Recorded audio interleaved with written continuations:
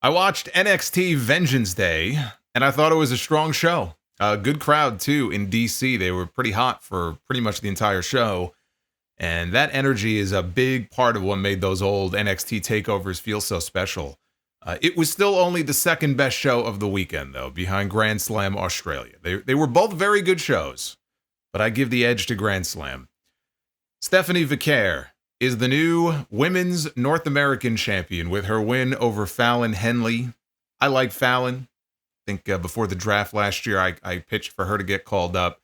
She's not on Stephanie's level, but she was good enough to hold her own in there, and they had a good opener.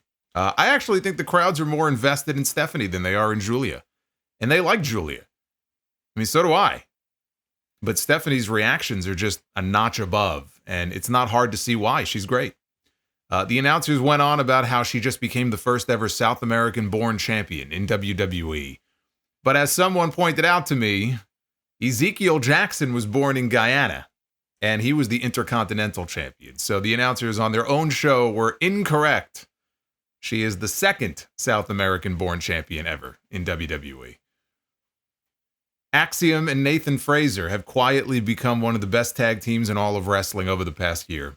They always have good to great matches. They retain their NXT tag team titles over Josh Briggs and Yoshiki Inamura, who is on excursion from Pro Wrestling Noah. I take it that when they sent Briggs over there last year for like a month, the two of them struck up a friendship, and now they're tag team partners. I've seen a couple of their matches together on TV. They haven't had that many, but Inamura is still pretty new to me, so I don't know a whole hell of a lot about him.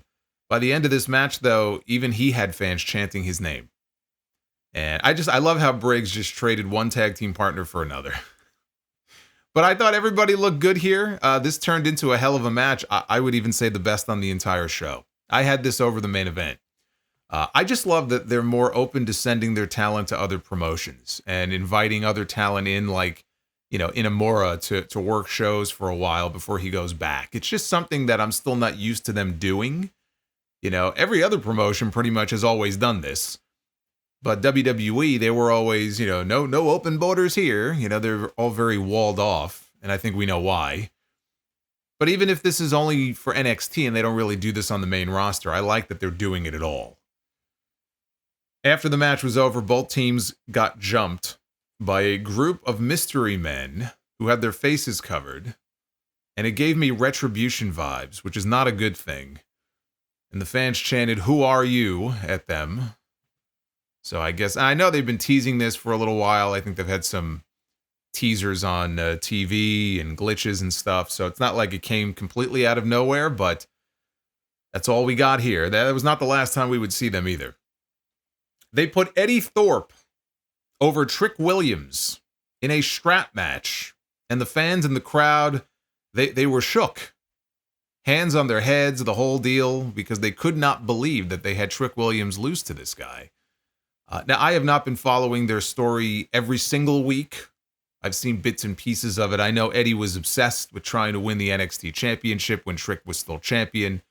They did that angle where he tricked, no pun intended, he tricked Ava into giving him a title shot by pretending that he was attacked backstage by a mystery attacker, and then revealed that he was never really attacked at all, right after he signed the contract to a title match, which was clever, even though it made Ava look like an idiot. So I know of some of this stuff going into it. I thought the match was decent. It was still the weakest match on the entire show compared to everything else. Obviously for Eddie Thorpe, it's a huge win. And my expectation is that they'll run this back and Trick will get his win back. But I still thought it was the weakest of all the matches on the show. Ethan Page and Javon Evans, on the other hand, this I really enjoyed. Javon Evans is man, he's something else. When he did that wild dive out of the ring in the first 30 seconds, not even 30 seconds of the match, and he went soaring over Ethan Page, and he overshot the announce desk. It reminded me of one of those amazing red dives that he's busted out a few times at hog shows where he just goes flying into the third row. And it always scares the shit out of me when he does it. But for someone as young as he is, Javon is only 20 years old. He's already worked a match with Randy Orton. You see the potential there for him to be something special. And they worked the match around the jaw injury that Ethan gave him in storyline. Evans was out there wearing a mouthpiece so big, I'm surprised that didn't dislocate his jaw. But it got knocked out of his mouth near the finish when Paige smacked him out of midair on a springboard. And that led to a twist of fate by Paige for the win. So I really enjoyed this. I thought it was good stuff. We had Obafemi defending his NXT Championship against Austin Theory and Grayson Waller. And this just reeked of, we don't have an opponent for Oba, so let's just make use of these two guys because we're not doing anything with them right now anyway. And that's really all this was. Now, this was what you would expect with Theory and Waller working together, only for the cracks to show as the match progressed because each of them wanted to become the NXT champion. So you knew it would end that way.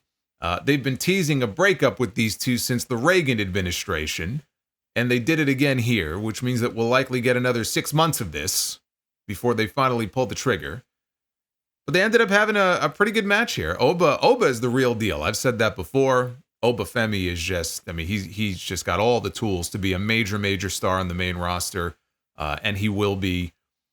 The wannabe Retribution group came back out again. They attacked Oba when the match was over. Two of the guys actually flung him up into the air. And Oba's a big dude. And they threw him up into the air, and another guy caught him on the way down for a power bomb. So that looked cool.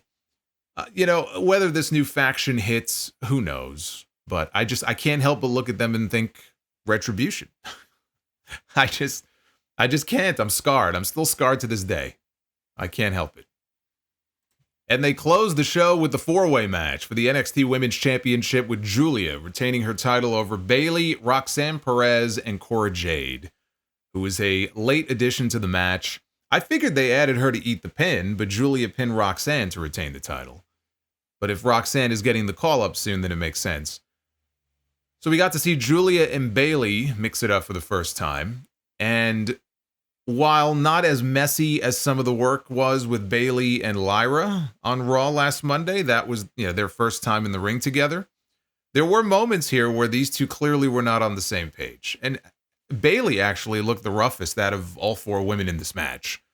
There were a bunch of spots where she was just off, just like in the Lyra match on Raw. But Giulia retains in a very good main event. Stephanie Vaquer, she walks out to the ring after with her North American Championship. They pose together, right? Her and her BFF. And Stephanie was definitely sneaking a peek at that NXT Women's Championship. But then, right? So as they're doing this, and I'm thinking, okay, they're setting up a champion against champion match for Stand and Deliver. Then we hear the sirens, and it's Jordynne Grace. So now we know why they chose to close the show with this. Jordynne Grace gets into the ring, and they go off the air with all three women staring each other down in the ring. As if the NXT Women's division wasn't strong enough, it's a lot stronger with Jordynne Grace in it. I didn't think she needed to go back to NXT. I still think she doesn't need to go back to NXT. She already spent time down there. But if they have no WrestleMania plans for her, then at least she'll have something to do for the next few months, and they could call her up whenever, right? Whenever they're good and ready to call her up, she'll be ready to be called up. But they've got a women's division headed up by Giulia, Stephanie Vaquer, and Jordynne Grace. And Roxanne is still down there for now. Zarya. God, I forgot to mention the stuff they're doing with Zarya and Sol Ruca. Sol Ruca is trying to humanize her. I actually get a kick out of it. But that division right now is in good hands. Now the question is, what's the match for Stand and Deliver, right? They had a segment on the show last week in the back where Giulia and Stephanie, they wished each other luck at Vengeance Day. And Stephanie said after she wins the North American title, there's only one place left to go. Right? They were teasing champion against champion. So would they do that? Would they do Grace against Giulia? Or are we heading for a triple threat match with all three of them? I'm thinking Jordynne Grace against Giulia. But any combination of those three would be fantastic. So I enjoyed it. I thought it was a very good show on the whole.